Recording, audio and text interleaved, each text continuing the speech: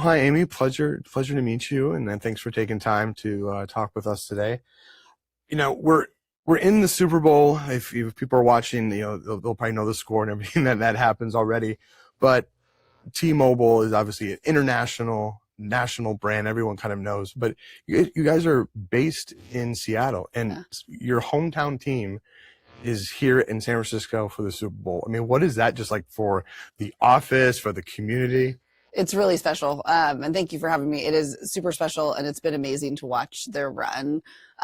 It's a point of pride for our employees, certainly. And we've been a partner for the last couple of years with the Seahawks. They are a tremendous organization. And I was with their CRO at the game, the championship game. And I asked her, I go, did you imagine this in the start of the season? And she goes, I don't know that I could have. So I think it's so special to see what it means to their incredible partnerships team that's worked so hard, and the entire organization just this year on how cool their journey has been to watch, and for our employees to be part of that as a partner that supports kind of locally is very cool to see. So we've had a few celebrations at HQ, and we'll have a ton of people cheering them on again. And everyone rocking the jerseys at work, I'm assuming, and everything. I mean, it has to be so exciting, especially not just the hometown team, but you guys have a partnership with them, so that just makes it even better. I mean, one of the reasons I was super excited to speak with you is just your incredible background, working at Visa for 5 years, with the NFL being a key part of that, part of your role there, and then T-Mobile, for the last 9 years. So that's why kind of like our topic, what we want to talk about was like the evolution of sponsorships from logos to platforms.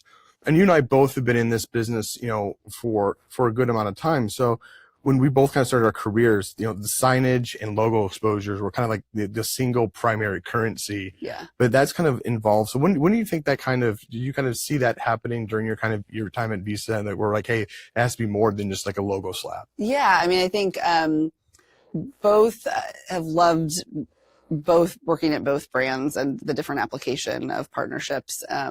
And learned an incredible amount in my time at Visa with some incredible colleagues there, and the rights and partners that we had there. I think both are really great examples of the success comes from having a partnership that leans into where the business is, but where's the mutual value for both parties. And so I think when I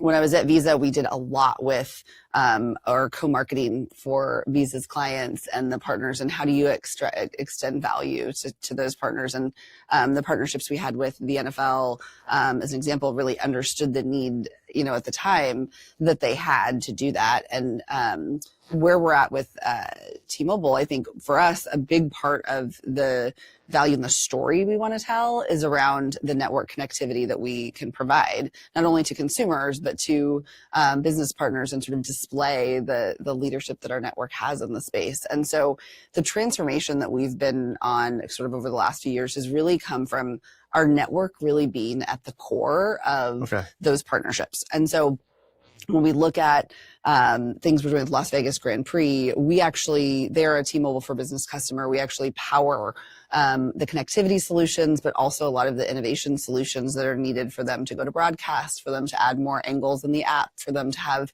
connectivity for things like point of sale, ticketing. Same thing with PGA of America. They use a ton of our network connectivity back of house and operations, but also we've helped elevate the broadcast experience by taking some of the wiring off of the golf course as an example. So it's really the partnerships that have transformed our portfolio over the last few years have been ones where it's truly finding that mutual need for both parties, and wanting to make the experience better for fans on the ground.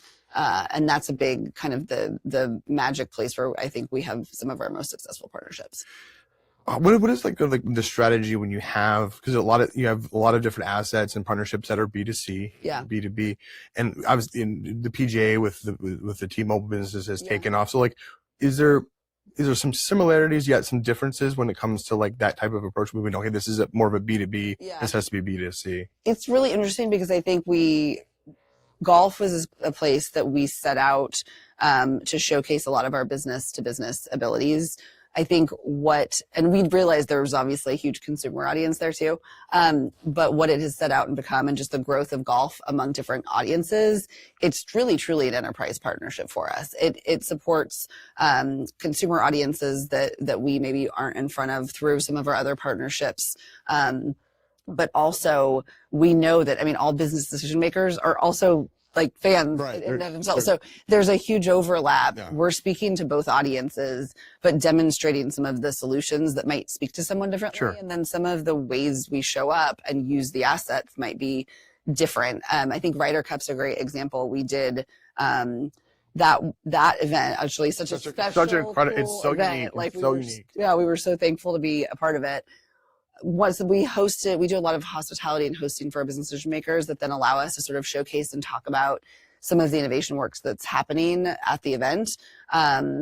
So we do that, but we also did some unique non-traditional content with Breakfast at Bethpage. So Colin Jost hosted, Marcelo Hernandez was involved, leveraging some of our SNL relationships from our entertainment space and creating a non-traditional take on a golf broadcast. And so that was a really way for us to sort of speak to a lot of the consumer audience at the event, and a way that is unexpected in the golf space.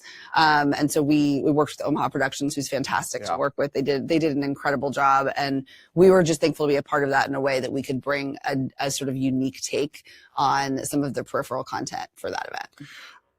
With some of the data that we have at Hive is AI models that are kind of identifying in real time, like where assets are happening, creative messaging and so forth. We've personally seen just over the last few years is the T-Mobile assets just appearing more and more. Mm-hmm. Part of that's probably with the magenta color, because it just pops and you can't miss it. If T-Mobile's in town, you're going to notice it with the color. But when you're selecting like partnerships, is there, and who you want to partner with, what's the kind of your North Star when it comes to, did that partnership help us with an audience or with a culture? Because like perfect world, you want both, but like sometimes it's either kind of one or the other. Yeah, it's a great question. I'd say I think it has to be a little bit of both. I think when we're looking at a partnership, it's looking at, yes, we want to make sure it's an audience that is important to us to reach. That's in telecom services, that's a lot of people. Yeah. It's everyone. It's everywhere. Yes, but it's also I think the culture fit is so important. And a couple of things that we really look at as imperatives for us in a lot of places are the network connectivity piece of like, does that play a role in making this event better? Does it help fans connect and engage, better with the content, better with the event that they're at? And then are there unique benefits or experiences we can provide to T-Mobile customers and to our members so that we can help collectively with our partners make that experience better? Sure. And so like if we have come into a space and had a partnership and we can't name a few things that we've done to evolve or support that partner or the fans in a different way, like that, then we haven't done our jobs right. Sure. But that's the big opportunity, is always coming in and figuring out what's the unique value that either our partners are trying to deliver that we are enabling or empowering them to do through our solutions, or that we are able to uniquely provide some enhanced experiences for our customers, which is paramount for us in everything we do. I mean, right now, as we're taping this, the Winter Olympics opening ceremony is starting right now. Yeah. And I'm sure this is exciting, T-Mobile in 2028. Yeah. I know it seems like a long time, but it's creeping up. It's not that far away. Right? How are you guys kind of looking at that? Is that already planning and looking at past Olympics, and then also you guys you already work with like Snoop Dogg, but he's also working with NBC and it's kind of a fixture on the Olympics, so obviously there's some synergy there as well. So how are you guys kind of looking ahead with that kind of in mind with a big event? Yeah, I mean, we are incredibly proud of the relationship we have with LA28 and the work that we're going to be doing on the ground with connectivity solutions for that event.